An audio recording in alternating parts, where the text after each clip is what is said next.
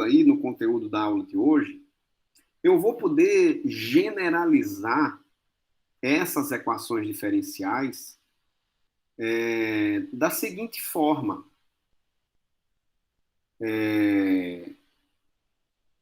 Do lado esquerdo, como eu já falei, eu tenho tensão e suas derivadas. Do lado direito, por exemplo, eu tenho deformação e suas derivadas. Então, eu vou generalizar agora para um modelo viscoelástico linear qualquer. Eu não sei se é Maxwell, se é Kelvin, se é sólido padrão, se é um outro aí, né? Eu vou poder generalizar essa equação diferencial na forma P aplicado a sigma é igual a Q aplicado a epsilon, onde P e Q são operadores diferenciais lineares, certo? Então, eu coloquei assim nesse primeiro slide da aula de hoje, né? Em geral, as equações diferenciais dos modelos viscoelásticos podem ser expressas na forma P aplicado a sigma é igual a Q aplicado a epsilon. Cuidado, viu, gente? Isso daqui não é uma multiplicação, tá? Ó, presta atenção aí, né? Eu não estou dizendo que é P vezes sigma, que é igual a Q vezes epsilon. Não. P e Q são operadores diferenciais lineares. E aqui a gente tem esses operadores P e Q, né, escritos na forma desses somatórios. Aqui, ó, P é igual a um P0, mais um P1, e aí sim, que multiplica D dt, mais P2, D2, DT2, mais e assim por diante, até um P índice M, né? Vezes a derivada de ordem M no tempo, né? De forma que eu posso escrever que esse P maiúsculo aqui, esse operador, é o somatório de PJ, P índice J, vezes D, a derivada de ordem J, DTJ. Ok? Aqui tem um erro. Aqui tem DTM, de ordem M, né? De ordem M, mas aí é um erro tão pequenininho. Ok, gente? Então, DTM. E DTN aqui também, né? Na de baixo, da mesma forma. Vamos copiar e colar errado, né? Ok? Então, bom, da mesma forma para o Q maiúsculo, né? Que é o operador linear aplicado à deformação, né? Acho que vocês já conseguem imaginar que esses P minúsculo, índice J, eles dependem das constantes relacionadas ao modelo viscoelástico que a gente estiver tratando, né? Da mesma forma, o Q índice J, né? A gente vai ver exemplos desses operadores P e Q aqui, né? Bom, só uma observação. É muito comum se fazer esse P índice zero como sendo 1, né? Ou seja, dividindo todo mundo aqui pelo P0, tá? Temos exemplos já aqui? Não, ainda não. Acho que é no próximo slide. Tá? Por que não ir para ele? Olha aqui, ó. Exemplos de operadores diferenciais lineares, né? Por exemplo, para o modelo de Maxwell. O modelo de Maxwell, eu posso dizer que o P maiúsculo é 1 mais zeta sobre E d T, né? O modelo de Maxwell, eu não tenho aqui, deixa eu ver o Maxwell aqui, o P é o que aplica o sigma, né, gente? Então, olha o Maxwell aqui. Se eu fizesse isso aqui, se eu fizesse isso, será que... Assim, só provisório, né? Olha, mas ficou um provisório legal aqui, né, também, né? Mostrar a equação diferencial aqui embaixo. Gostei, gostei.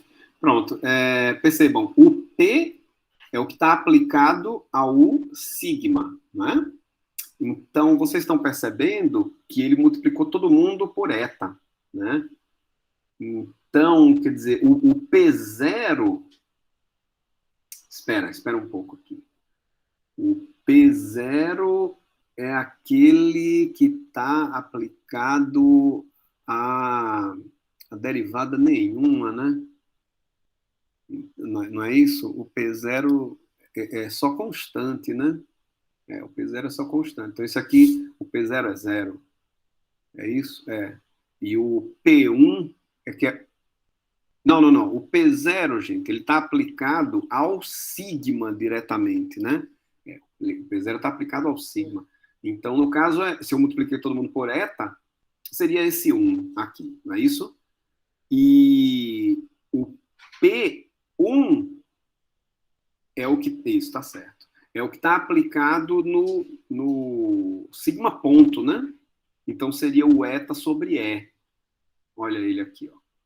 É isso aí mesmo, né? É isso aí. E o que tá o Q maiúsculo, que é o que está aplicado à deformação, bom, aí esse sim, o Q0 é zero, né? E o Q índice 1, se eu multipliquei todo mundo por eta, é simplesmente o eta d T, não é isso? Que é o epsilon ponto. Tá certo, é isso aí mesmo. Bom, se eu pegar aqui para o Kelvin, Ctrl C, e agora vou trazer para cá. Eu nunca fiz isso. Pronto. Parando o material agora aqui, ó. Ctrl S. Já salvei. Ixi, mas para salvar vai salvar um tempão aí, né? 220 slides. Devia dividir isso aí por aula, né? Ficar melhor para trabalhar. Bom, mas vamos lá. Mais uma vez, o P é o que multiplica, é o que está aplicado, né?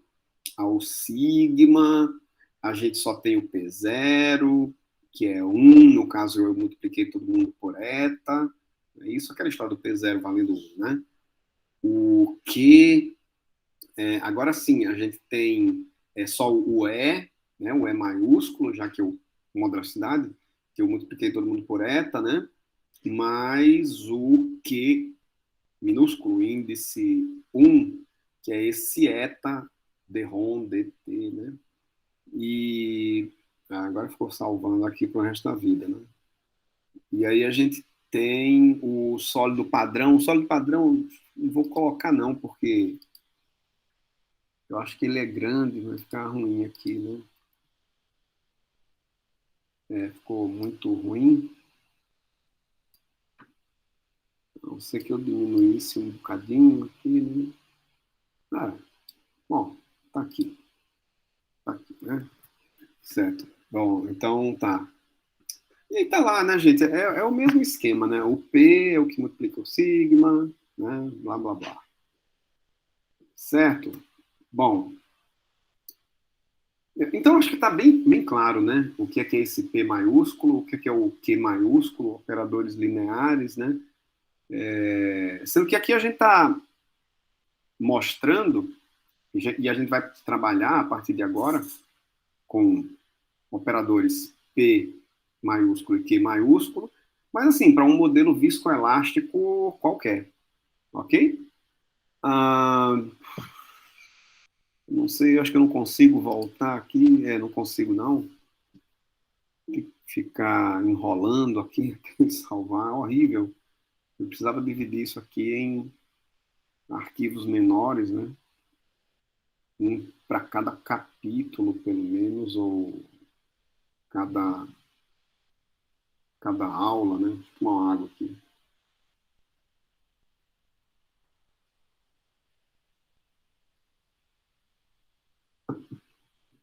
Bom, gente, mas vocês têm alguma dúvida até agora? Esse começo é bem simplesinho, né? Aliás, a aula de hoje é bem simples, né? Certo, então voltei aqui para esse slide onde eu tinha o P aplicado a sigma igual a Q aplicado a epsilon. E agora sim, eu vou aplicar a transformada de Laplace em ambos os lados. Poxa, por que aplicar a transformada de Laplace? Porque a gente viu que muitas vezes, né, aqui, resolver a equação diferencial no domínio transformado de Laplace é mais fácil, né? Muitas vezes. Então, por isso que eu estou aplicando transformado de Laplace em ambos os lados, né? Bom, aplicar a transformada de Laplace em ambos os lados, por exemplo, Laplace de P aplicado a sigma, abrindo aquele somatório, né? Vai ser Laplace do P0 sigma mais P1 é, sigma ponto mais P2 sigma 2 pontos mais PM sigma M ponto, né? A transformada de Laplace da soma, a gente sabe que é a soma das transformadas, e a gente sabe também que a constante pode sair da transformada, porque transformada de Laplace também é um operador linear, né? De forma que eu vou poder escrever que L de P sigma é o P0 sigma barra mais P1S sigma barra mais P2S2 sigma barra mais e aí vai, né? Porque eu estou aplicando aquelas propriedades, né? De L aplicado a sigma ponto, dois pontos, enfim. Né? E o sigma barra, lembrem, que é a transformada de Laplace do sigma, né? Bom, de forma que eu posso colocar esse sigma barra, que é a transformada de Laplace do sigma, em evidência, e aí eu tenho esse somatório de P0 mais P1S mais P2S2 mais PMS elevado a M, né? E esse somatório todo, eu vou chamar ele de P barra. Notem que o P barra, ele depende das constantes viscoelásticas, né? Relacionadas lá ao modelo, e depende do parâmetro S, né? Do domínio transformado de Laplace. Agora, prestem atenção que esse P barra, ele multiplica o sigma barra, não é?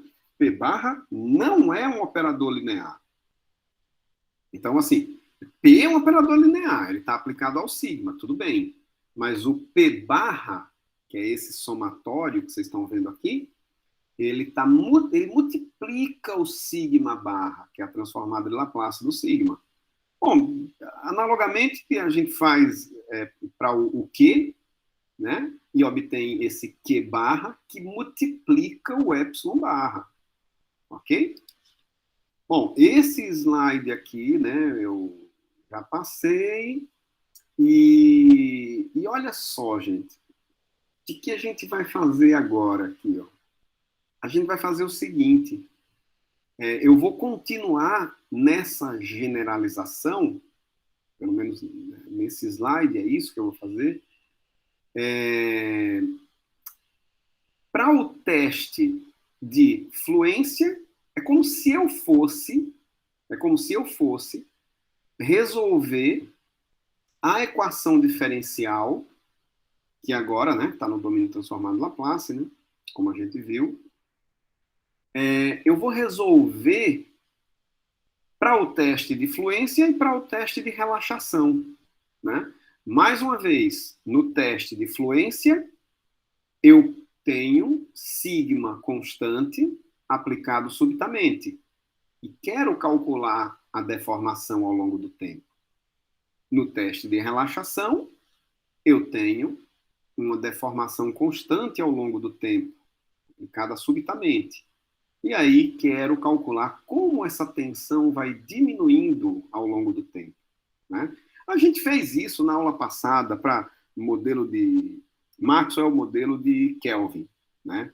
E notem que esses modelos, especificamente esses modelos, eles podem ser escritos, a solução, né, para o teste de fluência, a deformação ela pode ser escrita como sendo sigma zero, que é o valor da tensão aplicada,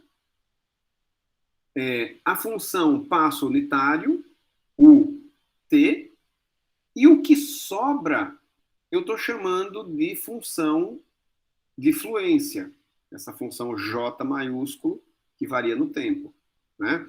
Então, se eu pegar aqui, ó, eu vou voltar aqui, ó, lá para o modelo do Kelvin, né? Deixa eu pegar aqui a resposta para o teste de fluência.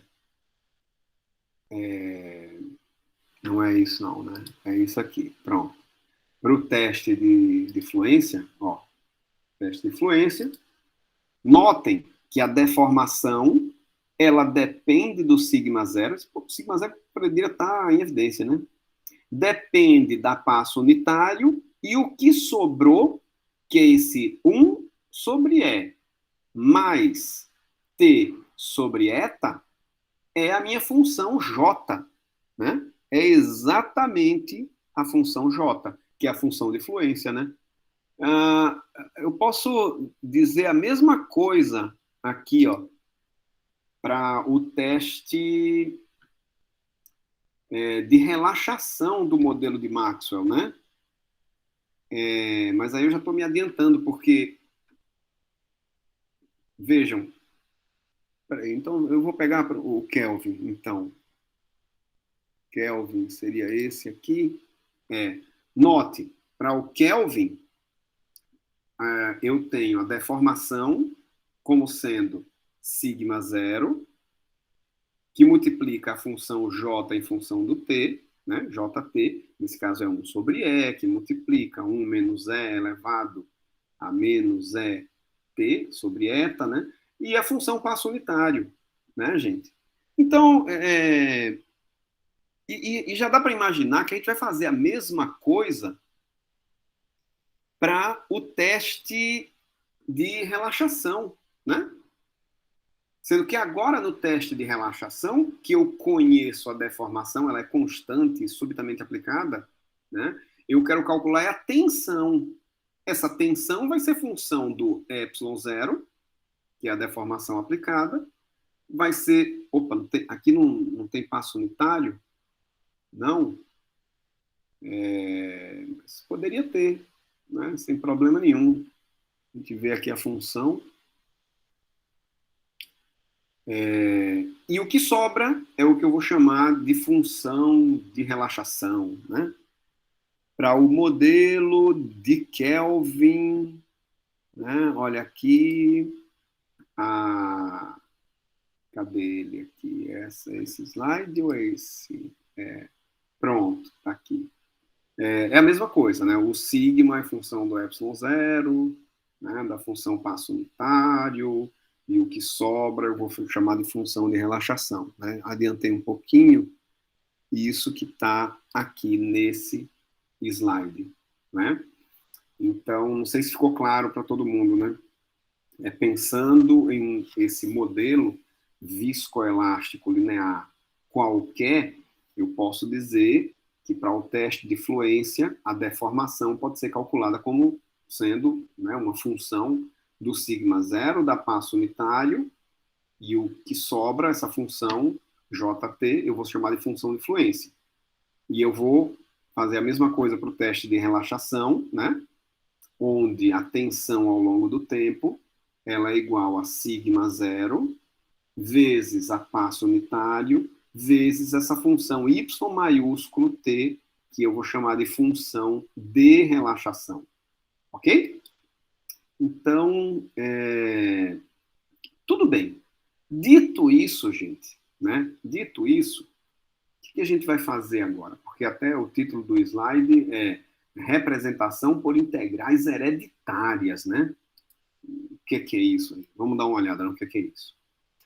O que é isso é o seguinte, é que agora eu quero resolver a equação diferencial desse problema viscoelástico linear, desse modelo, né, viscoelástico linear qualquer, sendo que não é nem para um teste de relaxação, nem para um teste de fluência, não é? Quer dizer, a gente ficava pensando assim, poxa, mas eu só posso fazer teste de relaxação e teste de fluência nesses modelos viscoelásticos? Claro que não, né? Claro que não. Então, nós temos aqui um material qualquer, né, com o modelo viscoelástico linear qualquer também, sujeito a um estado de tensão qualquer também, tá? Essa curva amarela aqui, por exemplo, né? Não é nem teste de relaxação, nem teste de fluência, tá? Eu estou aplicando uma tensão sigma qualquer aqui nesse modelo viscoelástico, certo? E eu vou utilizar essa ideia de integrais hereditárias para calcular a deformação ao longo do tempo. Né? Claro, se eu conheço a tensão, quero calcular a deformação. Se eu conheço a deformação, então eu quero calcular a tensão. Certo? Nesse caso aqui, ó, primeiro, tem que começar por algum canto, eu estou aplicando uma tensão, né, nesse modelo viscoelástico. E esse valor, essa tensão qualquer aqui, essa curva em amarelo. E aí eu quero calcular a deformação ao longo do tempo. E eu vou fazer isso utilizando essa ideia de integrais hereditárias. Como é que ela funciona? Funciona da seguinte forma. Olha, essa tensão que é aplicada, que é uma tensão qualquer, eu vou aproximá-la de uma maneira discreta, tá? Discreta, em passos, em incrementos de tensão. Então, quer dizer, eu apliquei um incremento de tensão aqui, ó. Aí eu aplico um outro incremento de tensão. Ok. Aplico mais um incremento de tensão. Quer dizer, eu vou aplicando esses incrementos aqui, ó, de tensão. Aqui a gente tem a aplicação de mais um, né, um d sigma que é aplicado no tempo telinha aqui. Agora, notem que esses incrementos de tensão, eles são aplicados subitamente. E cada incremento de tensão subitamente aplicado e mantido constante ao longo do tempo, ele funciona como se fosse eu aplicando sucessivos,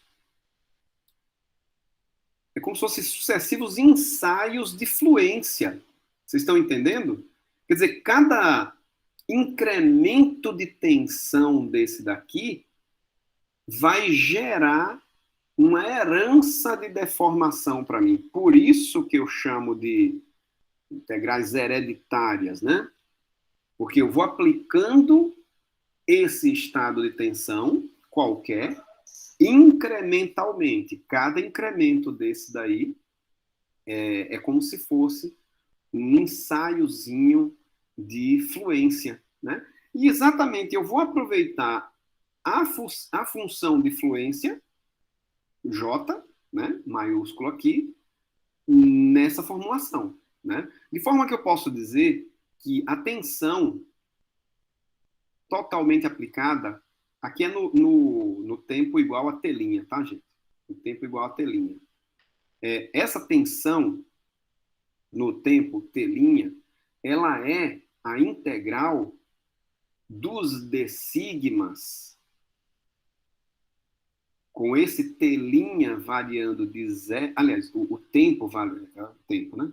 Variando de zero até telinha. Ok? É um somatório, né? A tensão é o somatório dos incrementos de tensão. Né? A ideia, infinitesimalmente falando aqui, eu utilizo esse somatório como uma integral, né? Ok? De forma que para cada incremento de tensão desse daqui, eu vou ter um respectivo incremento de deformação, né?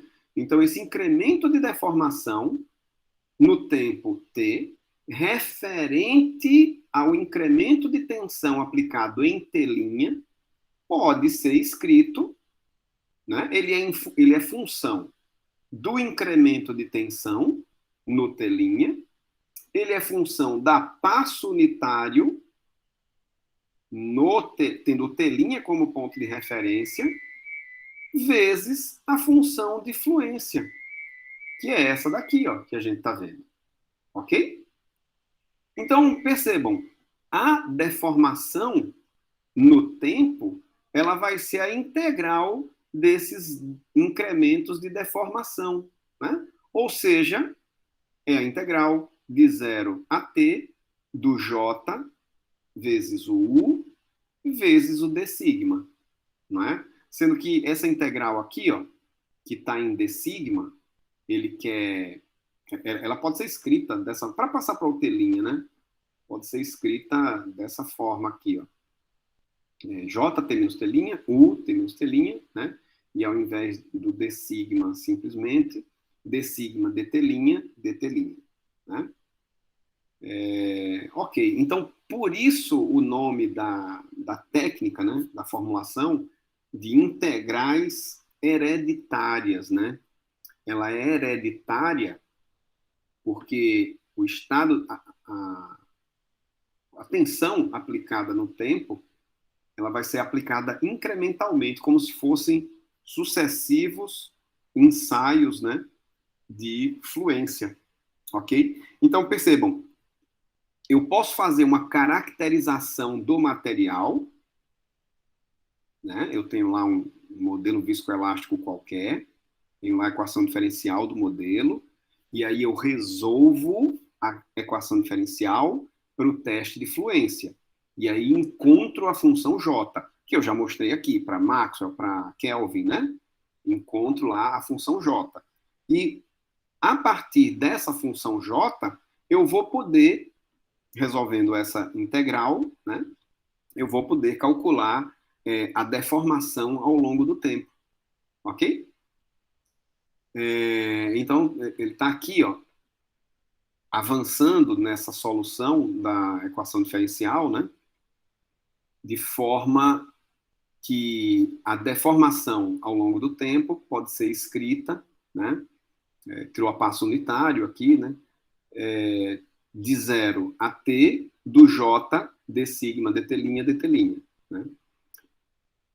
Podemos ainda escrever, né, que a deformação ao longo do tempo é igual a um operador J asterisco, né, aplicado na tensão. Tá? Quem é esse J asterisco? Ele está aqui, ó.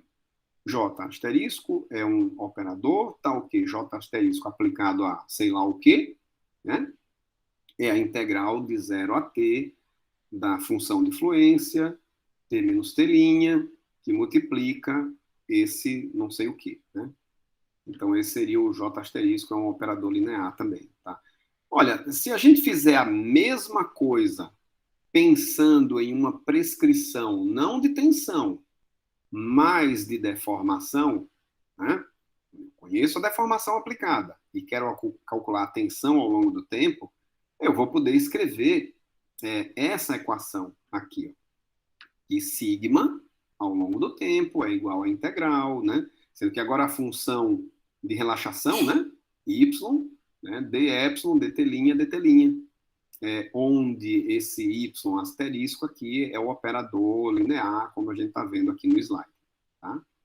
Então, essa é uma forma de resolver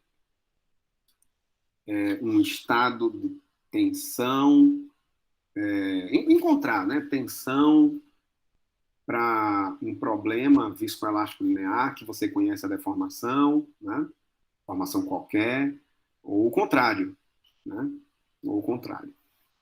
Ok, gente? Alguma pergunta até aqui?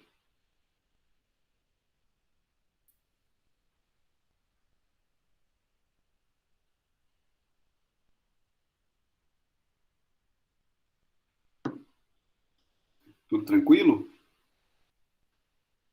Como eu falei, essa aula da gente de hoje é uma aula mais simplesinha, acho que até menorzinha, viu?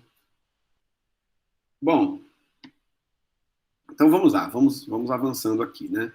Aqui a gente tem, nesse slide,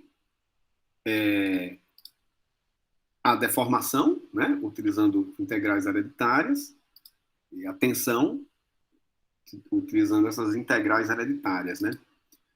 Integrais hereditárias, a gente já sabe por quê, né? Porque eu vou calcular essa deformação ou essa tensão utilizando essa integral aqui, né? E é hereditário porque eu estou calculando essa deformação como se fosse, né, o somatório, a integral, né, do efeito de sucessivos ensaios de fluência, né? No caso de prescrever a deformação e querer calcular a tensão, vou calcular essa tensão como sendo a integral de sucessivos, né, do efeito de sucessivos ensaios de relaxação. Tá? Outro nome utilizado, essa forma de solução de problemas viscoelástico-lineares, né, que é a mesma coisa, são dois nomes para a mesma coisa, né? Integrais da superposição de Boltzmann, né? Então, são essas integrais, superposição, porque é a superposição desses efeitos, né? Ou de fluência ou de relaxação, e de Boltzmann, porque foi o Boltzmann que criou essa técnica, essa maneira de resolver, né, problemas viscoelástico-lineares, tá? Bom, agora aqui ele avança um pouquinho mais, né? Porque ele vai aplicar o tal do teorema da convolução que a gente viu naquela aula, né? Inventou de salvar aqui, não sei porquê. Naquela aula de fundamentos matemáticos, né? Foi o último slide da aula de fundamentos matemáticos, né? Que foi exatamente esse teorema da convolução aqui, né? Teorema da convolução, eu tinha uma função h de t, que era uma integral de 0 a t, de uma função f de t', vezes uma função g de t menos t', dt', né? De forma que essa função f, esse integrando aqui, né? F multiplicando g, ele teria essa forma daqui que eu falei, que é a forma de um pulso, né? Parecido com o que a gente está vendo aqui nesse gráfico, né? E aí ele vai aplicar a, a transformada, a transformada de Laplace dessa função h de t aqui, né? E aí ele chega, né, faz a dedução aqui, que a transformada de Laplace dessa h de t é a transformada de Laplace de uma g, aliás, de uma g não, né? Para essa função h de t, que é essa integral, né? A Laplace dessa h é igual a Laplace de g vezes Laplace de f. Ok? Está aqui a dedução, né? E a gente vai aplicar esse teorema da convolução exatamente agora, né? Exatamente aqui, ó. Então, ele define, né? Olha, g de t é igual a zero, para t menor que zero, né? E d sigma dt é igual a zero para t menor que zero, né? Então, só um instantinho, né? Deixa eu ver uma coisa aqui. Ah, tá. Já sei o que é. Depois eu retorno. Bom, voltando então. Então, j de t igual a zero, para t menor que zero, né? E d sigma dt é igual a zero para t menor que zero. Isso daqui nada mais é do que a definição daqueles integrandos lá que a gente viu. É como se o j de t fosse a função f, né? E o d sigma dt fosse a função g, certo? Então é só a definição aqui. E a gente está calculando a integral. Aqui o que está diferente a variável independente, né? No caso é t menos t', e aqui aparece como sendo t.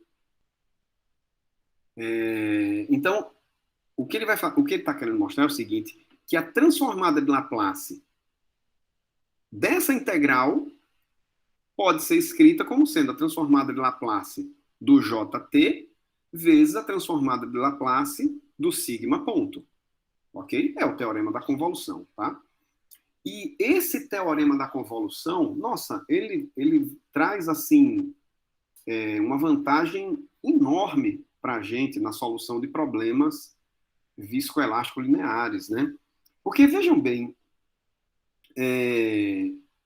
se eu aplico transformada de Laplace nessa expressão, eu posso escrever como sendo epsilon barra s, que é igual a j barra s, né? Esse aqui é que é a Laplace do sigma ponto, né?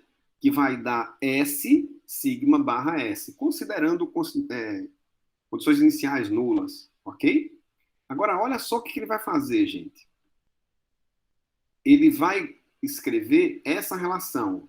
S, que multiplica J barra, é igual ao epsilon barra sobre o sigma barra, né?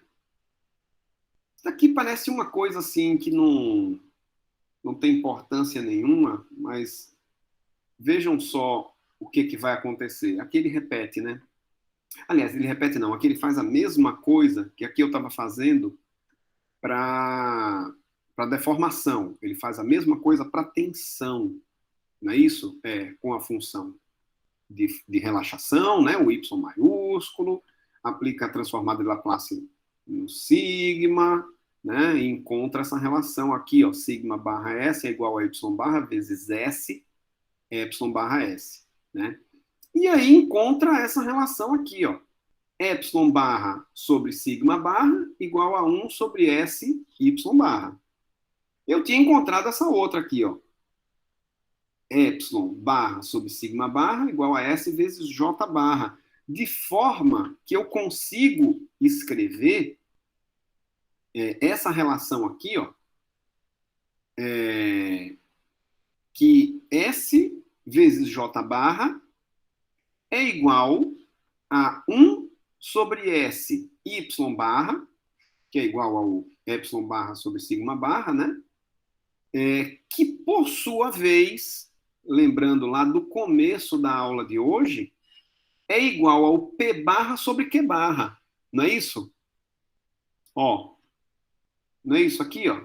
Se eu pegar essa relação aqui, ó, P barra vezes sigma barra igual a Q barra vezes epsilon barra. Se eu colocar epsilon barra sobre sigma barra, vai ser P barra sobre Q barra, não é isso? É isso que ele faz aqui, ó, P barra sobre Q barra, né? Agora, o que é mesmo, hein, gente? O que é? A gente se perde. O que é esse P barra sobre Q barra, né? É o somatório daqueles termos lá, né?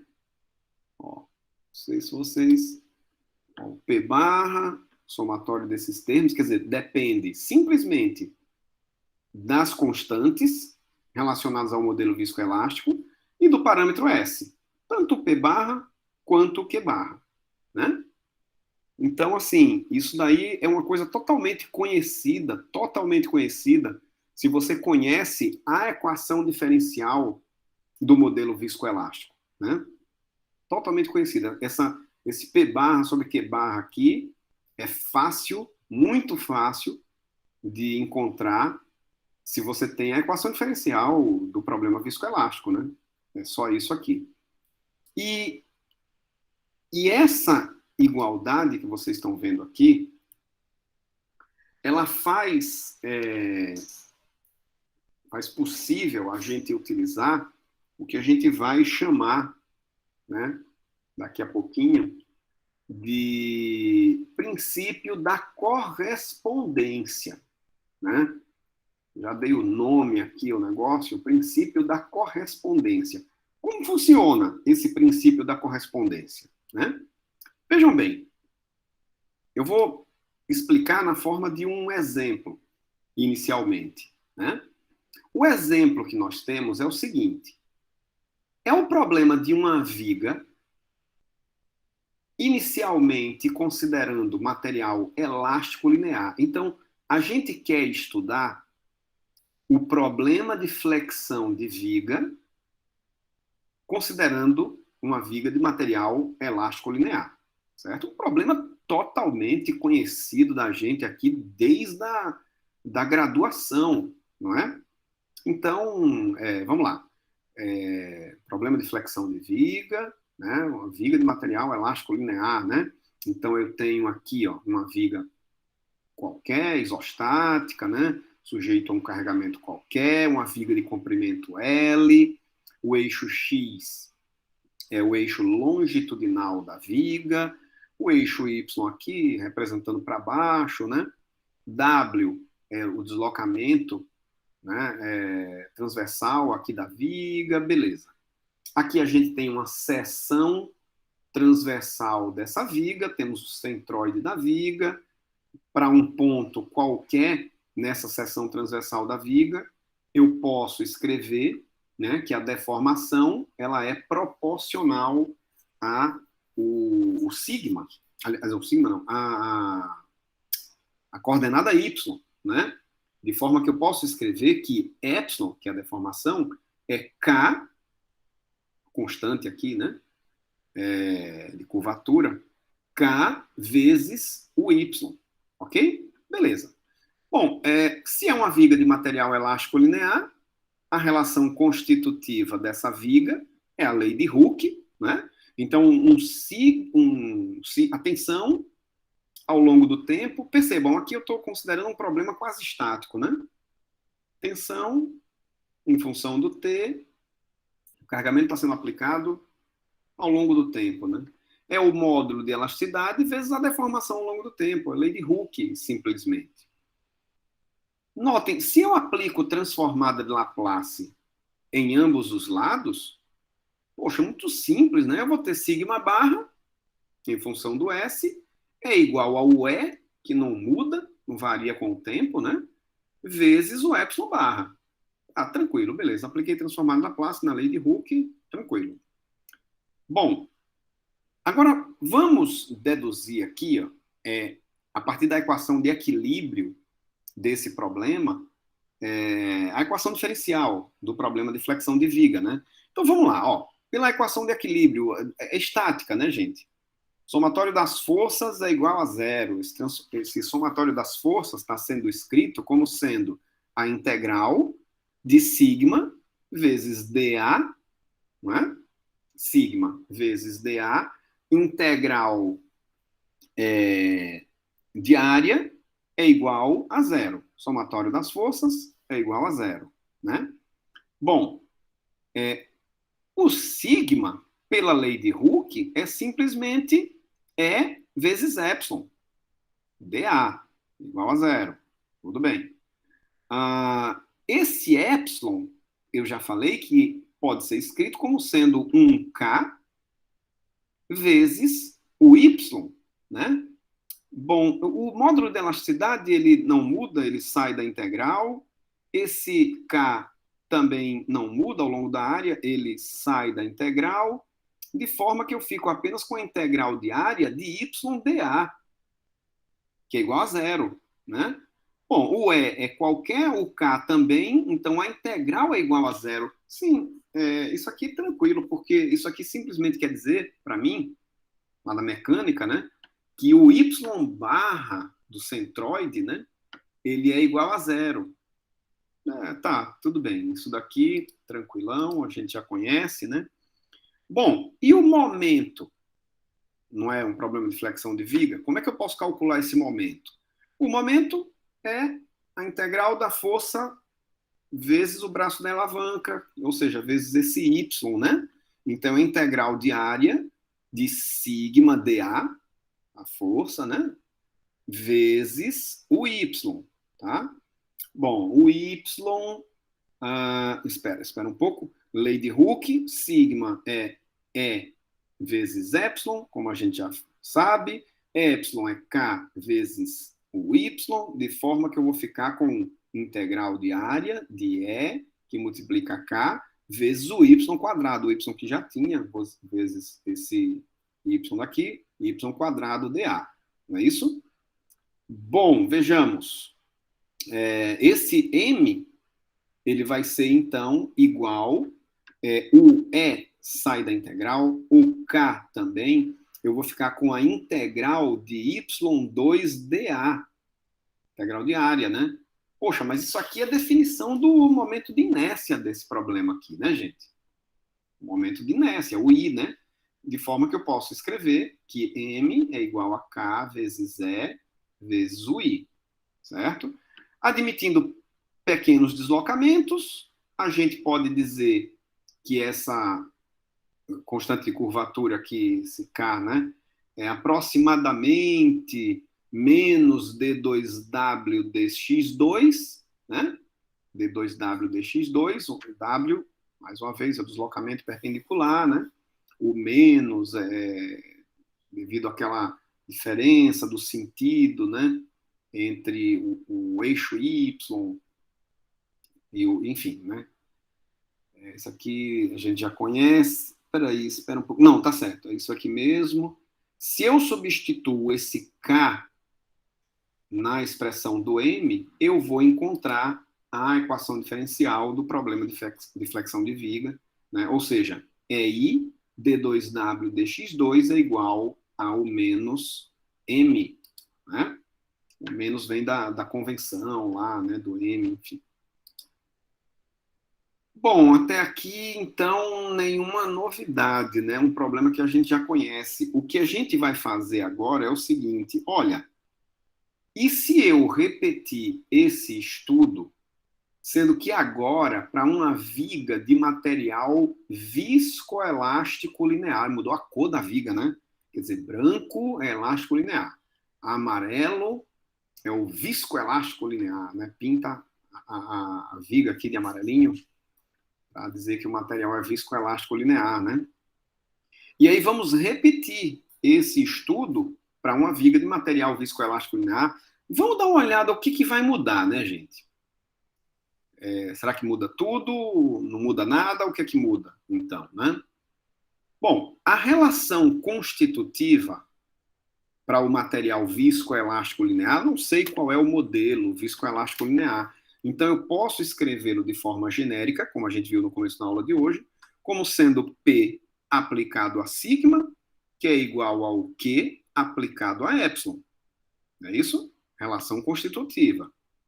Se eu aplicar a transformada de Laplace em ambos os lados, vocês já sabem que a gente vai ter, né, P barra, que multiplica sigma barra, que é igual a Q barra, que multiplica a epsilon barra. Não é isso? E a equação de equilíbrio, gente? Isso aqui muda de alguma forma? Deixa eu ver. Ó, integral, somatório das forças igual a zero, né? Então, integral de sigma dA, integral de área igual a zero. Espera, vai mudar aqui, gente. Aliás, ele está fazendo o seguinte, ó, ele está aplicando P em ambos os lados, né? Então, o P entra na integral, operador linear, né? P aplicado a sigma é igual a zero. O P aplicado a zero é zero, né? Ok.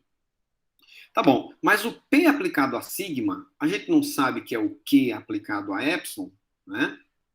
Beleza. E o epsilon, da mesma forma, pode ser escrito como K vezes Y. Da mesma forma.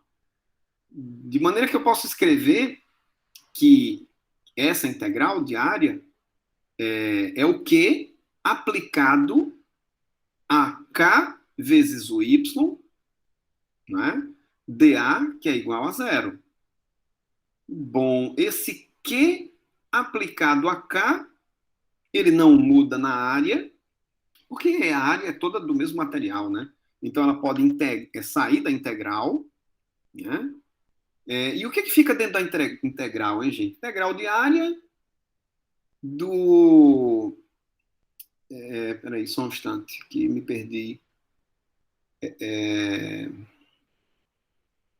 que o Q, o Y, como não depende de material também, como eu já falei, ele é constante com relação, o Y é constante com relação ao Q. Por isso que ele ficou aqui na integral, né? O Y varia com a área, mas não varia com o Q, com o material. Então ele é constante, ele sai aqui. Por isso que ele ficou na integral, tá? Mas vejam, essa integral aqui, ó, que tem que ser igual a zero, é a mesma que a gente tinha para o problema da viga de material elástico linear, né? Isso aqui não mudou nada, né? Tá bom, vamos ver o momento, então, para a gente chegar na equação diferencial, não é isso? Aqui sim, vamos ver se muda alguma coisa, né? Ó, o momento é igual à integral de área de sigma vezes y dA, né?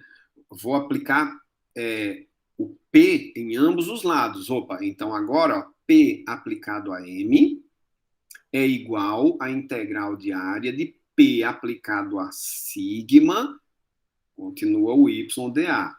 P aplicado a M é igual à transformada de Laplace, integral, né? Igual a integral. P aplicado a sigma, aquele mesmo esquema, né? É Q aplicado a epsilon, y dA, P aplicado a M é igual a integral, né? O epsilon eu substituí por K vezes o Y, né? O Y sai do Q, fica então Y2, P aplicado a M é igual a Q aplicado a K, ele sai da integral, e aí eu fico a integral de Y2dA, que é o momento de inércia, não é? Bom, então isso daqui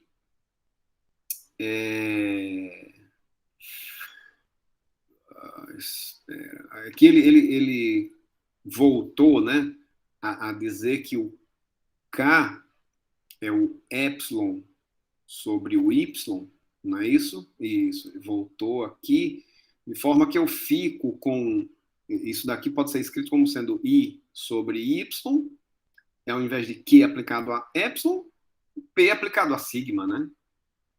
De forma que eu posso escrever a equação, essa equação diferencial aqui, ó. P aplicado a M menos I sobre Y vezes P aplicado a sigma é igual a zero, tá?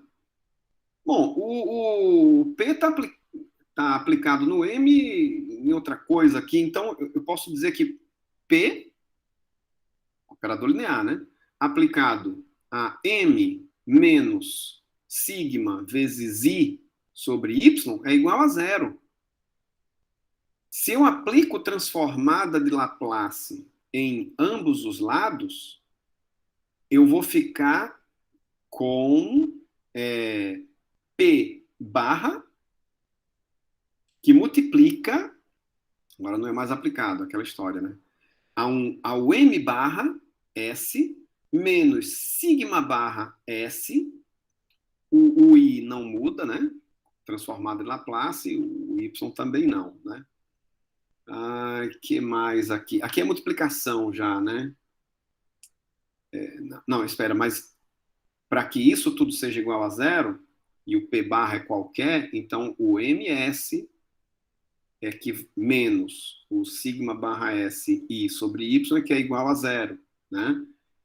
E se eu fizer transformar, assim, isso daqui que a gente está vendo é equivalente, né? É a mesma expressão aqui, ó, para a viga de material elástico linear, né? Ou seja, sigma é igual a M vezes Y dividido por I, né? Vai dar a mesma coisa aqui, ó, a mesma coisa.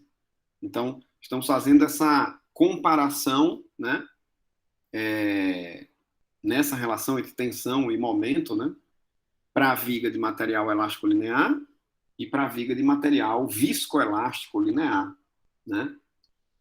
Bom, vamos para a equação diferencial, enfim, né? De onde a gente veio aqui, isso aqui a gente já tinha o P aplicado a M Cadê? De onde veio isso? Ó, P aplicado a M é igual a Q aplicado a K vezes o I, né? Opa, volta. A vezes o I. Bom, o K é aproximadamente, pequenos deslocamentos, né? Menos D2W dx2, ok? E se eu aplico transformada de Laplace em ambos os lados aqui, eu vou ter P barra e M barra, né, que é o L aplicado a M, que é igual a menos Q barra Laplace de D2W dx2I. Não é isso? Bom, passando o P barra para o denominador aqui, eu fico com L de M, que eu quero a equação diferencial semelhante a essa aqui. Cadê? Não. Semelhante a essa daqui, né? M é igual a o quê? Ok? Eu estou fazendo, então, no domínio transformado de Laplace, né? Então, M barra, ou L aplicado a M, né? Transformado de Laplace do M, é igual a menos Q barra sobre P barra. Bom, essa mesma equação aqui, né? Que eu posso escrever para ficar mais parecida com a outra equação diferencial, tá aqui embaixo, né, gente? Tá aqui embaixo. Sendo que eu vou escrever as duas no domínio transformado de Laplace, né? Essa do material viscoelástico linear a gente já tem, não é isso? E a outra é só aplicar Laplace em ambos os lados. Cadê? Nessa equação diferencial, é só aplicar o Laplace em ambos os lados, né? Eu vou ficar com menos m barra, I, e o Laplace de d2w dx2, né? É o que ele fez aqui. Não é? E nessa comparação dos dois problemas, né? Nessa analogia entre a viga de material elástico linear e a viga viscoelástica linear, a gente nota que a única diferença é a definição desse.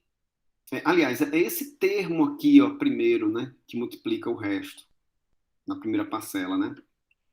O Q barra sobre P barra, que foi substituído pelo módulo de elasticidade, né? E isso daqui é uma coisa muito interessante mesmo, pelo seguinte, olha só, deixa eu escrever aqui, eu vou colocar um slidezinho aqui, um novo slide, né? Olha só, para viga de material elástico linear, a gente tem que sigma é igual a E, né? É a lei de Hooke, né? Vezes epsilon, ok? Isso aqui é o elástico linear, né? Lei de Hooke. Sigma é igual a E vezes epsilon. Se eu aplico transformada de Laplace em ambos os lados, eu vou ficar com sigma barra, que é igual a E vezes epsilon barra, não é verdade? De forma que sigma barra sobre epsilon barra é igual ao módulo de elasticidade, não é? Material elástico linear. Maravilha. Agora vamos para a viga de material, o problema de viscoelástico linear, né? Onde eu tenho que P aplicado a sigma é igual a Q aplicado a epsilon. Isso daqui para qualquer problema viscoelástico linear, né? Se eu aplico transformada de Laplace em ambos os lados, vocês já viram que isso daqui vai ficar P barra vezes o sigma barra, que é igual a Q barra vezes o epsilon barra. Lembrando, P barra e Q barra é aquele somatório, né, que depende das constantes relacionadas ao modelo viscoelástico linear, né, e ao parâmetro S, ok? Muito bem. Agora, olha só, gente, se eu escrever sigma barra sobre epsilon barra, como eu já fiz, eu vou dizer que isso daqui é igual ao Q barra, não é isso? Sobre o P barra. E é exatamente essa analogia, é, essa analogia que está sendo, que é feita nesse processo, né? O que ele quer dizer é o seguinte. O que ele quer dizer é o seguinte. Peraí, é que essa equação diferencial no domínio transformado de Laplace que vocês estão vendo, ela é genérica, ela vale tanto para o problema viscoelástico linear como para o problema elástico linear. O problema elástico linear, ele se torna um caso particular do problema viscoelástico linear. Vocês estão percebendo isso daqui? É como se... É exatamente isso que eu acabei de falar, né? Essa equação diferencial, ela é válida no domínio transformado de Laplace. Ela é válida tanto para o problema viscoelástico linear como para o problema elástico linear. Acontece que no problema elástico linear, Q barra sobre P barra, como vocês estão vendo, Q barra sobre P barra é igual a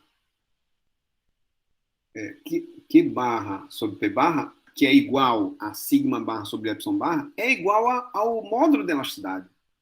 É só isso. Né? É igual ao módulo de elasticidade.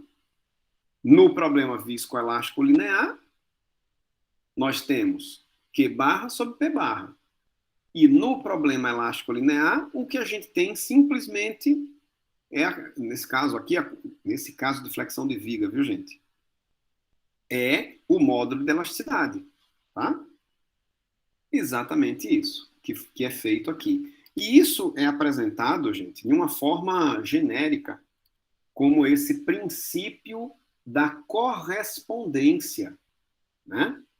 Isso daqui é generalizado, a gente mostrou para um problema específico, né, de flexão de viga, mas isso daqui é generalizado para um sólido qualquer. Quer dizer, do lado esquerdo, a gente tem um corpo elástico linear. Né? Aquela história, é aquele corpinho que a gente vem falando desde a primeira aula, né? E do lado direito, né, em branco é o elástico linear, em amarelo é o viscoelástico linear, tá? Então percebam, as equações de equilíbrio em ambos os problemas, né, tanto para o material elástico linear como para o viscoelástico linear, as equações de equilíbrio são as mesmas. Olha lá, a equação diferencial referente às equações de equilíbrio, né, elas são iguais, não tem diferença se é material elástico linear ou não, tá? Na primeira aula a gente viu isso daqui. As equações de deformação-deslocamento também são as mesmas, independente do modelo constitutivo. As condições de contorno também são as mesmas, né? Quer dizer, no contorno, na superfície, S é D de domínio, S de superfície, tá? Em uma parte da superfície, S, eu conheço o deslocamento. O deslocamento U índice I é igual a um valor conhecido, F índice I. Numa superfície é S1, né? E no restante da superfície, o que eu conheço é a força de superfície, né? Ou seja, as tractions, né, em inglês, né, que falam lá, né? Eu conheço sigma e J, NJ, que é, né, a relação de Cauchy, né? É igual a um valor conhecido, G índice I. Ok? De forma que ou eu conheço uma coisa ou eu conheço outra, né? Ou eu conheço deslocamento ou eu conheço força de superfície. Tá? Isso é válido da mesma forma para o modelo constitutivo viscoelástico linear. Então, até aí, tudo igual. Né? Bom, as equações constitutivas podem ser representadas de diversas formas, né? Como a gente já sabe, através considerando material isotrópico, homogêneo, né? Existem várias duplas de constante que a gente consegue representar, né? O problema elástico linear. Então, aqui ele mostra, por exemplo, utilizando o Book Modulus, né? Aquele módulo volumétrico, né? O K, né? Vocês lembram disso aqui? Enfim, duas constantes aqui qualquer, né?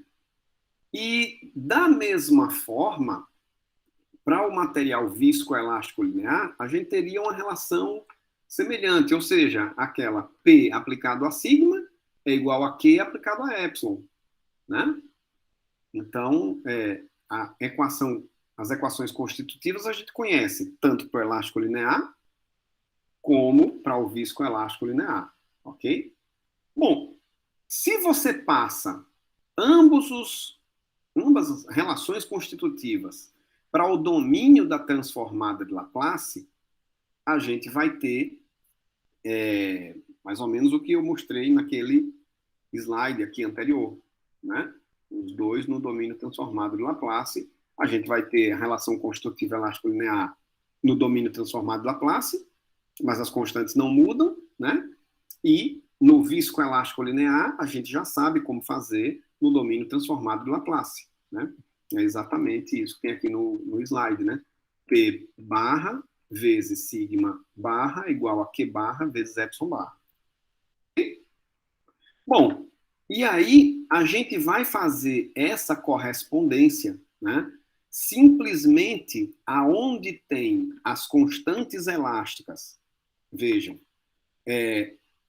do elástico linear, você vai substituir pela relação do viscoelástico linear. Simplesmente isso, gente. Então, isso é uma forma, né? Está aqui representado. Esse aqui é o último slide de hoje. Né? Tá vendo? Vamos terminar bem mais cedinho. Então, o princípio da correspondência, ele pode ser formulado, né, apresentado dessa maneira. Né? Primeiro, eu vou encontrar a transformada de Laplace da solução elástica linear. Certo? Quando eu falo assim, encontrar a transformada de Laplace da solução, a solução que eu estou falando é deslocamento, pode ser tensão, deformação, entendeu?